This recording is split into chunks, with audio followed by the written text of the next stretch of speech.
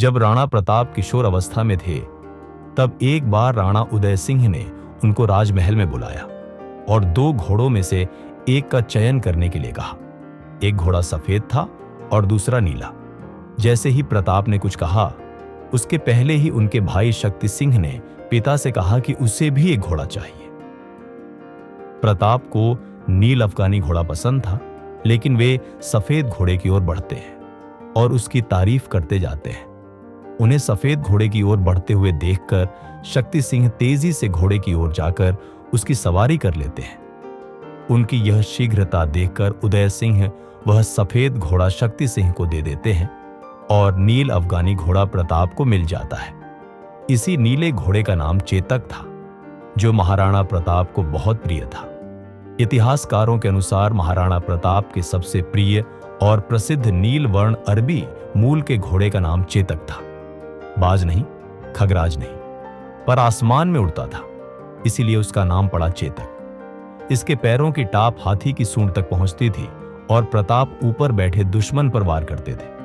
बताते हैं कि चेतक ने हल्दी घाटी के युद्ध में अपनी अद्भुत वीरता और बुद्धिमत्ता का परिचय दिया। वह घायल राणा प्रताप को दुश्मनों के बीच से सुरक्षित निकाल लाया था।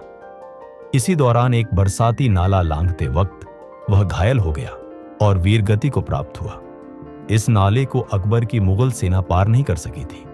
चेतक की स्वामी भक्ति पर बने कुछ लोकगीत मेवाड़ सहित बुंदेलखंड में आज भी गाए जाते हैं। महाराणा प्रताप का जहां भी नाम आता है, वहां चेतक को आज भी याद किया जाता है। माना जाता है कि चेतक बहुत ही समझदार और वीर घोड़ा था। हल्दी घाटी के युद्ध में मुगल सेना से अपने स्वामी महाराणा प्रताप की जान की रक्षा के लिए चेतक 25 फीट गहरे दरिया से कूद गया था। हल्दी घाटी में बुरी तरह घायल होने पर महाराणा प्रताप को रणभूमि छोड़नी पड़ी थी और अंत में इसी युद्ध स्थल के पास चेतक घायल होकर उसकी मृत्यु हो गई। आज भी चेतक का मंदिर वहां बना हुआ है और चेतक की पराक्रम कथा वर्णित है।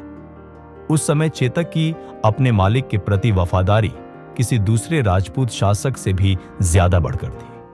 अपने मालिक की अंतिम सांस तक वह उन्हीं के साथ था और युद्ध भूमि से भी वह अपने घायल महाराज को सुरक्षित रूप से वापस ले आया था। इस बात को देखते हुए हमें इस बात को वर्तमान में मान ही लेना चाहिए कि भले ही इंसान वफादार हो या ना हो, जानवर हमेशा वफादार ही होते हैं।